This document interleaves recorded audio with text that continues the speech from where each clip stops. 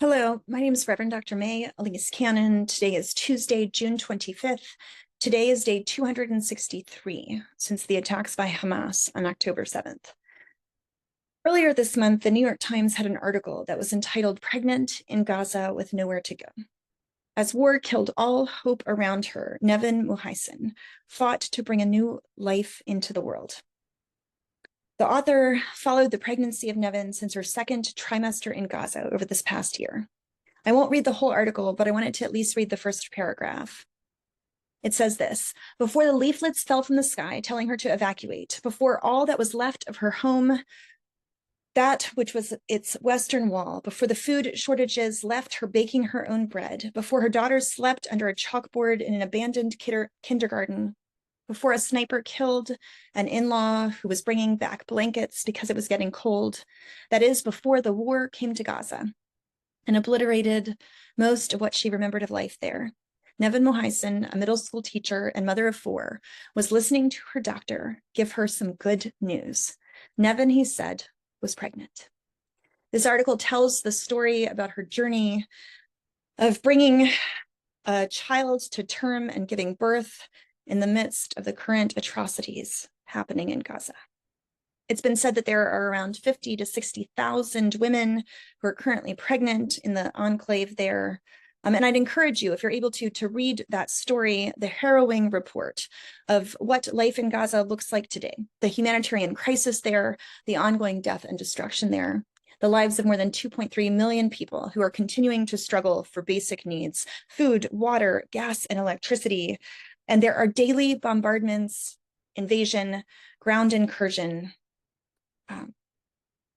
The ongoing bombing of Gaza continues. And, I have been here in Washington, D.C., and I've been asking different offices on Capitol Hill, are you getting daily calls calling for a ceasefire? And they are not. And so, friends, please do not give up on calling your members of Congress and demanding the desperate need for a comprehensive ceasefire and for a permanent negotiated settlement that addresses the core causes and all the things that we're asking for. In terms of what's happened in the last 24 hours, updates on ceasefire and hostage negotiations, Israel conveyed a message to the U.S. stating that Prime Minister Netanyahu recently in a TV interview agreed to a partial hostage ceasefire deal with Hamas, where he said that he's willing to agree to components of the deal that's on the table. American officials told Haaretz, the Israeli newspaper, that Netanyahu's words played into Hamas's hands and improved the organization's standing in the international arena.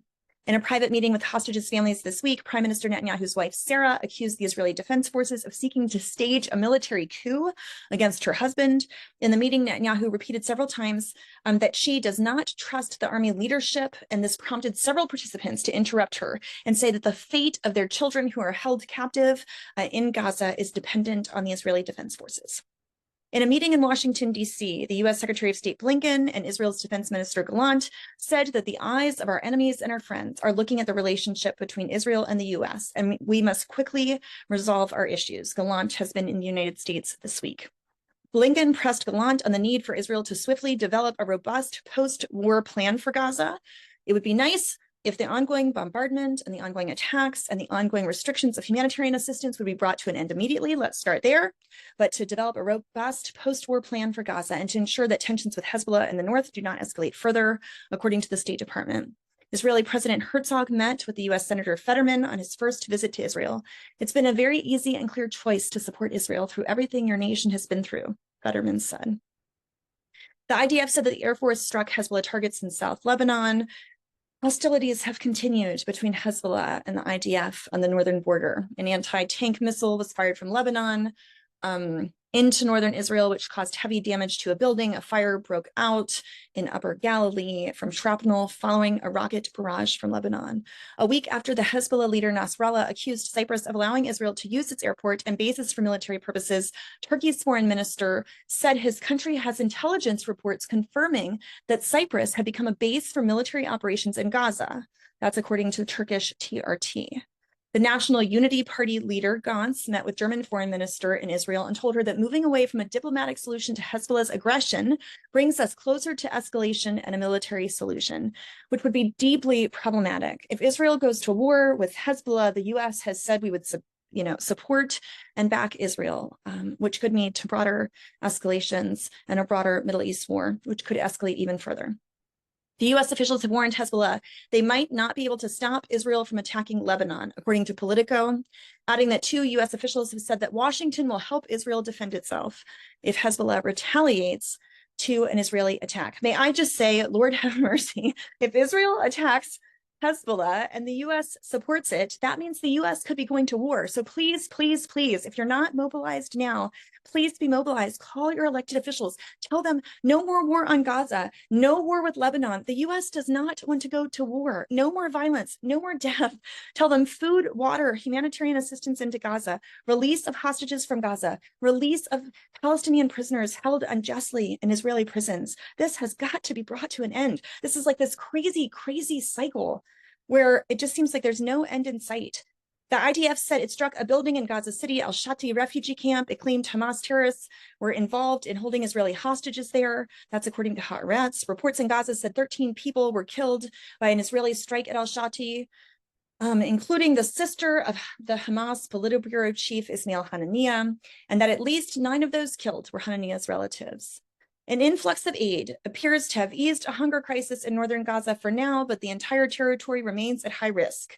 A draft report by the Integrated Food Security Phase Classification said more than 495,000 people, that's 20% of Gaza's population of 2.3 million, are expected to experience the highest level of starvation in coming months. So 20% experiencing the highest level of starvation in coming month. The closure of Rafah between Egypt and Gaza has prevented medical evacuation of at least 2,000 patients, according to the World Health Organization. The head of Israel's National Security Council, Hanegbi, said that it is impossible to make Hamas disappear as an idea, adding that an alternative idea is necessary, not just harming their military abilities. The alternative idea is a local leadership that's willing to live side by side with Israel. Hanegbi also said Israel was discussing with the US a possible joint effort with European and some Arab countries to find a replacement for Hamas rule. One of the things that's happening in Gaza right now is there's a complete vacuum, and so utter chaos is ensuing. And so there must be an alternative that's allowed so that the chaos that is ensuing there can be suppressed. About 100 Israelis filed a lawsuit in federal court in Manhattan against 7 current and former top UNRWA officials, including the agency's director, according to the New York Times. The suit claims that UNRWA workers knew Hamas had siphoned $1 billion of aid money allocated to the agency to pay for equipment to build tunnels and weapons, among other things. I will just say that the other charges against UNRWA workers that claimed that UNRWA workers were involved in the October 7th attacks, as of yet, no evidence has been brought forward to show that any of those claims were true. And so this lawsuit was filed in Manhattan just in the last few days. Senior UN officials have told Israel they will suspend aid operations across Gaza unless urgent steps are taken to better protect humanitarian workers, according to 2 UN officials. And the death toll in Gaza as of today, or these numbers are from yesterday, is 37,658 Palestinians killed and at least 86,098 wounded since October 7th. Israel's High Court ruled unanimously that ultra-Orthodox Jewish Israelis must be drafted into the IDF and that yeshivas cannot receive government funding if their students do not enlist.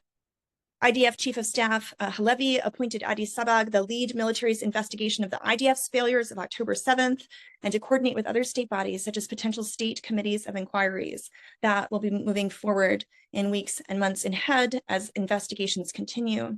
In the West Bank, the IDF said that Israeli forces arrested 24 Palestinians during an operation overnight into Tuesday in several locations in the West Bank.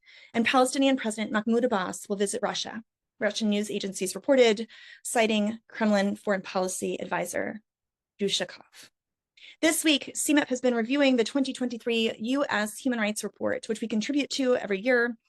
And I wanted to highlight, this is the U.S. Human Rights Report on Israel and the occupied Palestinian territories. I wanted to highlight the case of the Palestinian activist from Hebron, Issa Amro. It was included in last year's report, and this is what was said. And this is just a reminder that this is talking about the abuse he suffered in 2023. This is directly from the U.S. Human Rights Report.